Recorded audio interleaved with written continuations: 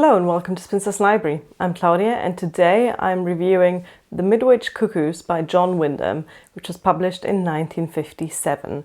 This is the story of an unremarkable English village that from one day to the next is at the centre of some very strange events.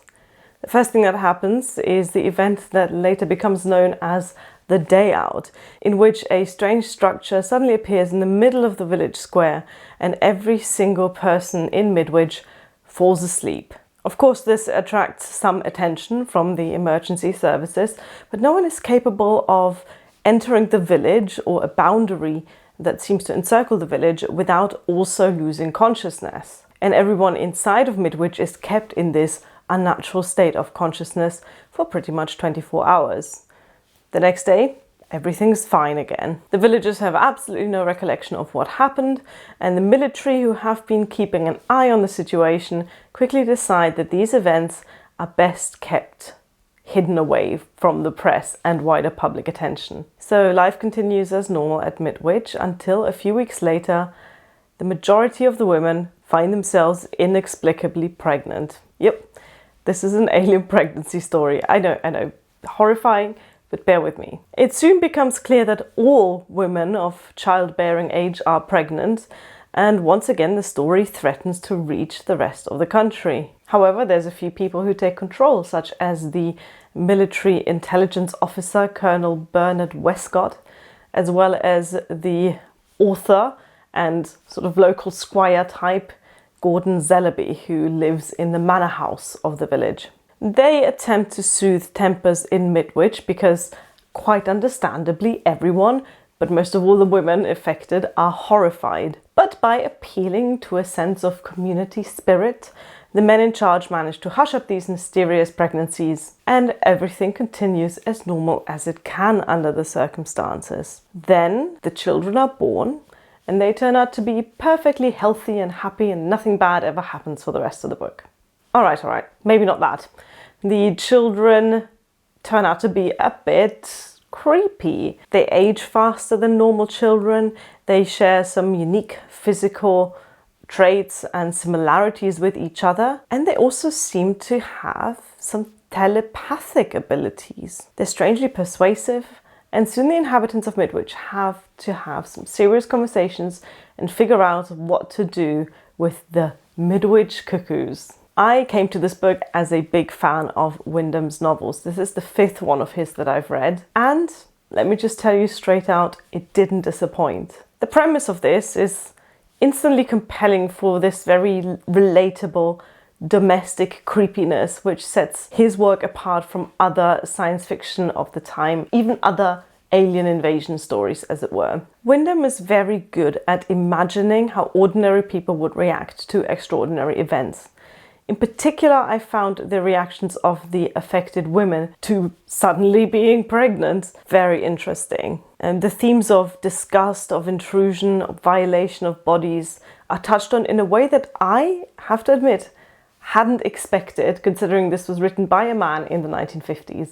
There's a really impactful scene in which all of the women are invited and strongly urged to attend a community meeting, and the local important men, like the vicar and the doctor and the squire and that random military guy who keeps hanging out there, they all stand up on stage before these women and tell them that there is some strange things going on, but that there's no need to worry and that it is their duty as women to bear children and they should look forward to this event with joy. Then these important men all go away and leave the village women in the hands of Angela Zellaby, who is the wife of the squire/writer and is also one of the pregnant women. She does as she's told and tries to reassure the other women. She says that she's very excited about this unexpected pregnancy and that they should be too. But then after the meeting, she turns to her husband and admits privately to him that she felt really uncomfortable doing that.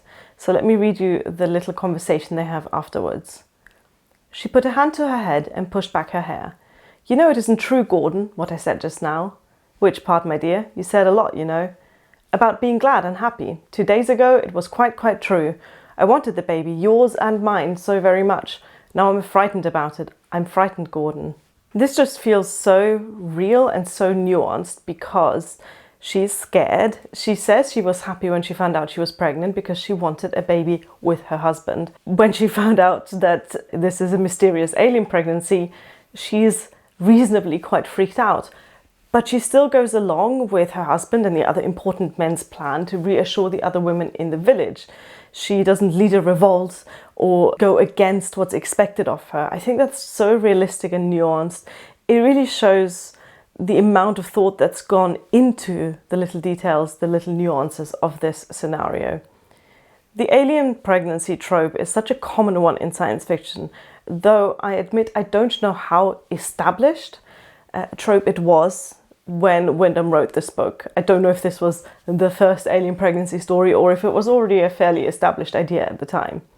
But mostly when I see it, it's used as a tool of body horror, something that shocks. Here, there's definitely that aspect as well. But the story also shows the reaction to this intrusion, to this violation of the body and of women's dignity, not just on an individual level, but also explores the effects of society, the way that a collective can put pressure on an individual, not by force, but by convention. In fact, convention is one of the major driving forces of what happens in this book.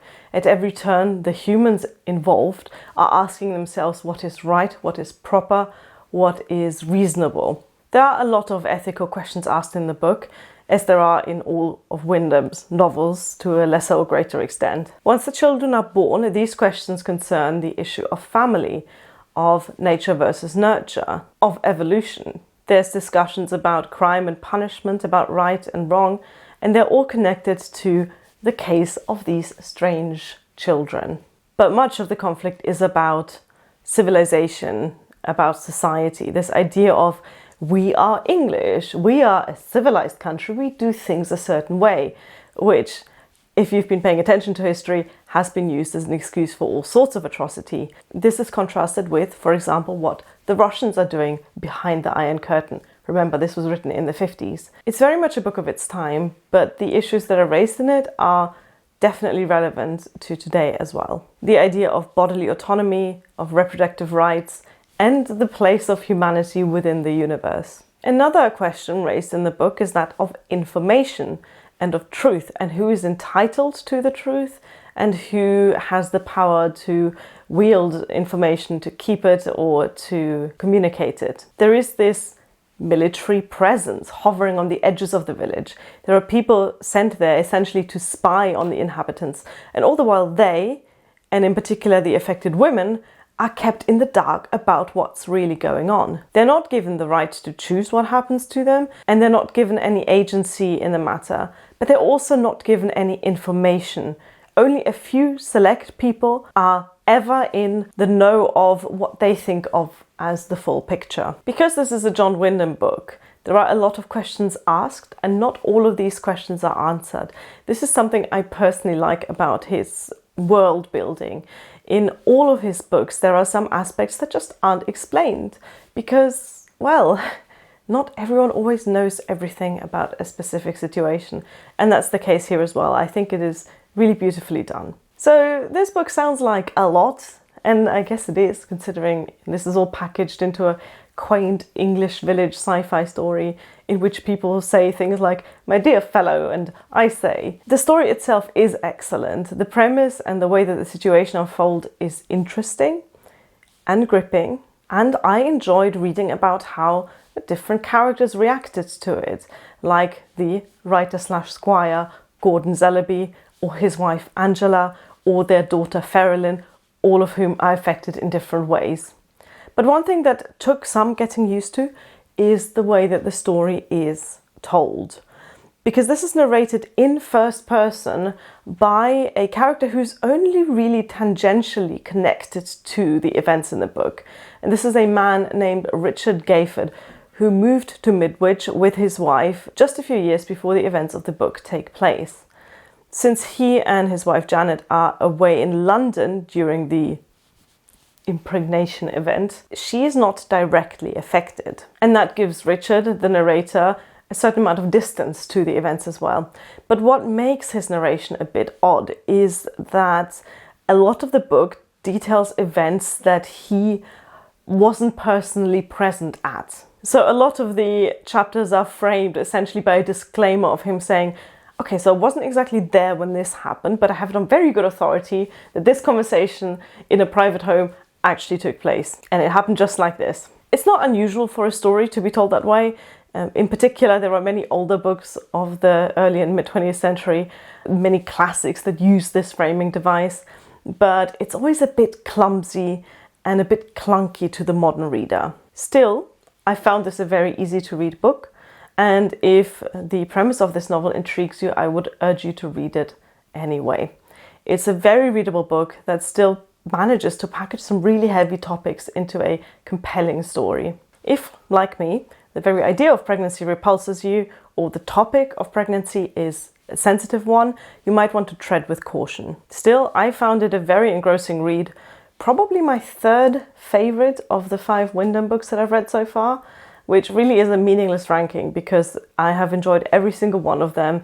There isn't a single Wyndham book that I didn't like, and The Midwich Cuckoos is absolutely no exception. So let me know if you enjoyed The Midwich Cuckoos and what you thought of it. It really is quintessentially Wyndham, so if you like his books and you haven't read that one yet, you'll love it. So this is my 6th of the 12 Decades of Christmas videos, which is a series of videos in which I review one book from each decade from the year 1900 to the 2010s in the days leading up to Christmas. This was the 6th episode, I guess. This was a book from the 1950s, so tomorrow's video is going to be a book from the 1960s, and so on. If you're interested in the other reviews, you can find the dedicated playlist in the description box. Thank you for watching. Bye!